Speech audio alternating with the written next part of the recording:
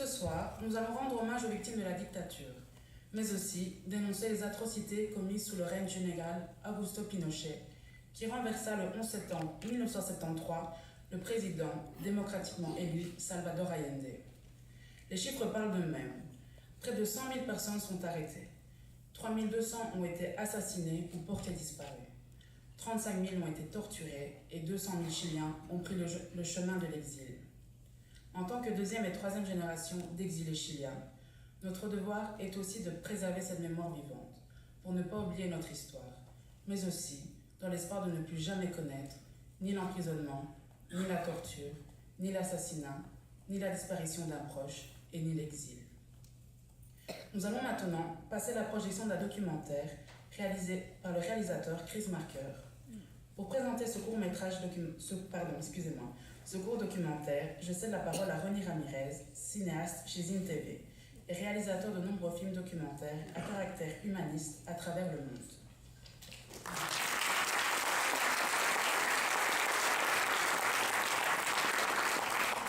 Merci.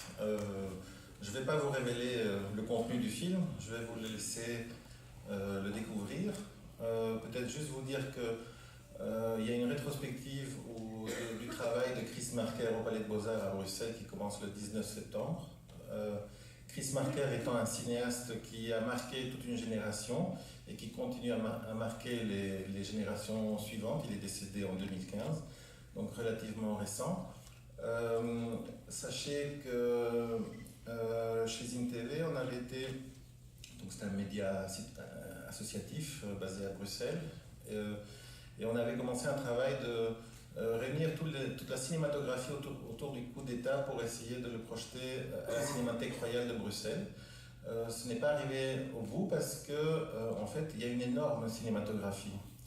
Je pense qu'on avait décelé au-delà de 60, si pas plus de 100 films autour, ne fût-ce que du coup d'État. C'est juste pour que vous, peut-être, preniez conscience de l'énorme impact qu'a pu avoir, ou pour ne pas dire du trauma qu'a pu avoir le coup d'État. Il suffit de voir, ne fût-ce que la filmographie de Patricio Guzmán, voir comment le coup d'État y est imprégné dans chaque film.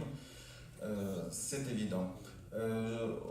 Donc les organisateurs que je remercie parce que vraiment on n'a pas l'équivalent à Bruxelles, vraiment bravo pour cette initiative, j'en profite pour vous remercier et vous féliciter. Juste vous dire aussi que donc le film dure 20 minutes, c'est un court métrage réalisé à chaud dans la période du coup d'État. Je pense que c'est intéressant qu'on puisse en parler juste après le film. Je voulais juste dire un truc. C'était donc pas vous révéler la fin, mais plutôt de vous donner quelques pistes de réflexion sur l'aspect pédagogique en fait du coup d'État. C'est-à-dire que je pense que d'innombrables personnes sont devenues militants depuis le 11 septembre 1973 et continuent à l'être. En fait, il y a une dimension extrêmement pédagogique politiquement qui fait que les militants se sont multipliés depuis lors. Voilà, je pense que le film pourra nous en donner quelques traces de cette ambiance. Donc, cinéaste français, Chris Marker, très très présent en Amérique du Sud, ayant réalisé de nombreux films autour du Chili, autour de Cuba, autour du Brésil. L'Amérique latine était une source un réservoir d'idées à travers lequel lui se servait se positionnait un peu comme un intermédiaire pour nourrir les idées à gauche en Europe. Voilà.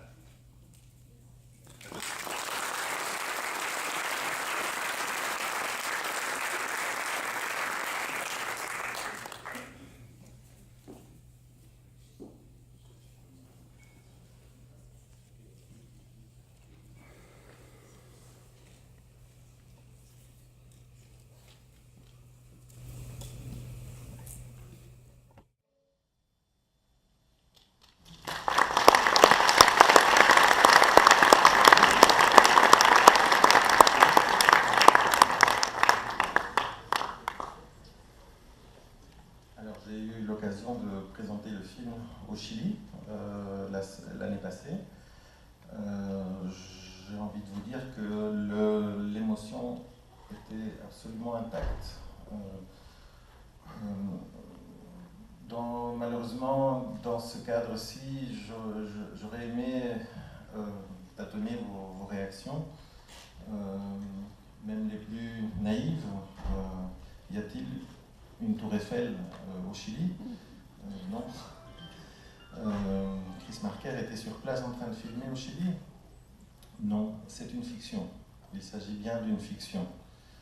Donc laissons de côté, malheureusement, le côté émotionnel, puisque c'est fondateur, je pense, l'émotion, fondateur pour même des actions politiques, même fertile politiquement.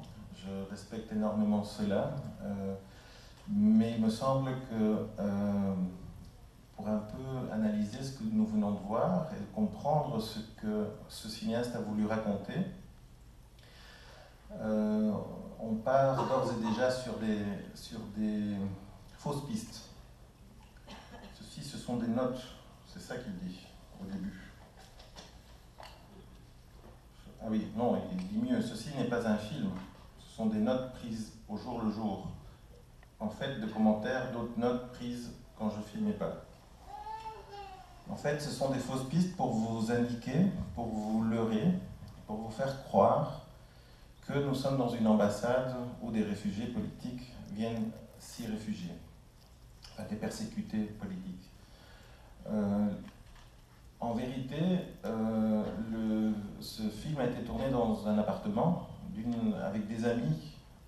Donc, il y a le côté tournage en Super 8 qui renforce la crédibilité de documentaire. Donc, nous sommes comme dans un film documentaire. Le côté granuleux du Super 8, le côté flou, le côté tâtonnement, les notes prises nous font croire que nous sommes au Chili. Qu'est-ce qui nous fait croire au Chili alors que rien dans le film n'indique que nous sommes au Chili? Le pays n'est jamais mentionné.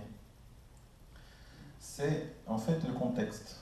Le contexte fait que quand le film a été fait, quelques mois après le coup d'État, donc en 1974, tout le monde avait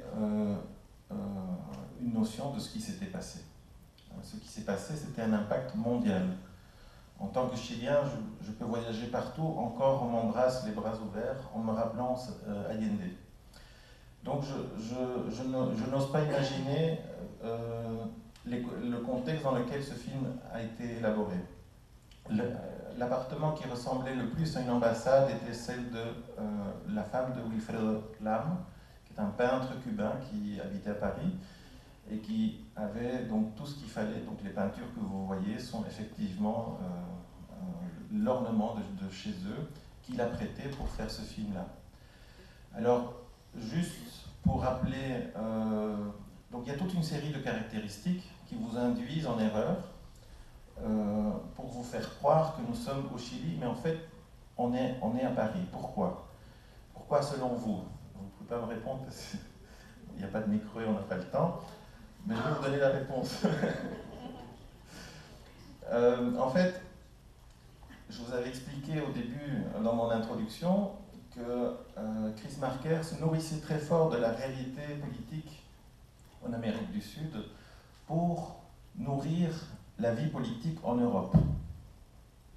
Donc il était une sorte de... Donc il avait lié des liens très forts avec l'ICAIC à Cuba, des productions. C'est lui qui a produit La Bataille du Chili, un film qui s'appelle La Spirale, c'est lui aussi, avec Armand Matelard. Donc le travail ici est métaphorique. Et je vais juste vous rappeler la discussion à la fin du film, où Lucot défendait avec acharnement la politique de son parti. Il citait des exemples d'actions hasardeuses de l'extrême gauche, leur opposant la nécessité d'une analyse scientifique basée sur des réalités.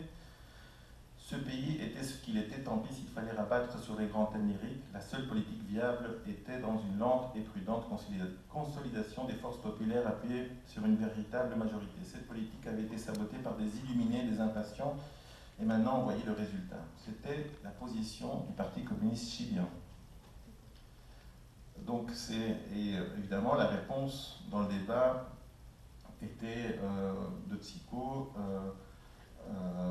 donc plus en faveur de la lutte armée, et il tranche à la fin en disant, le gars qui est en silencieux dit « Vous êtes aussi cons que des morts qui continuent à se battre dans leur tombe. La seule leçon à tirer, c'est que toutes les directions politiques, sans exception, ont fait faillite. Aucune, quelle que soit son analyse, ne nous a préparé à ce que nous vivons en ce moment. Chaque fois que quelque chose a voulu vivre, vous l'avez écrasé ou confisqué. » Il me semble que clôturer une discussion comme celle-là, c'est la signature du narrateur. Donc je pense que Chris Marker, en tant que militant d'aucun parti, s'est positionné là-dessus. Sur un débat qui a rythmé pendant des années la gauche chilienne, mais qui reflétait métaphoriquement également le débat qu'il y avait dans la gauche européenne aussi. 1974, c'est l'année où il y avait aussi une union à gauche avec François Mitterrand en tête qui s'est présenté aux élections l'année suivante.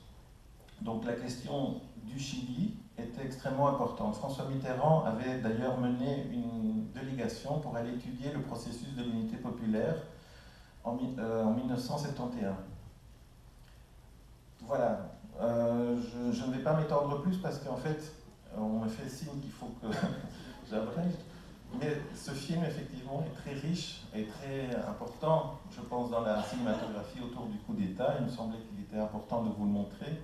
Et je suis certain qu'après, on pourra en parler plus.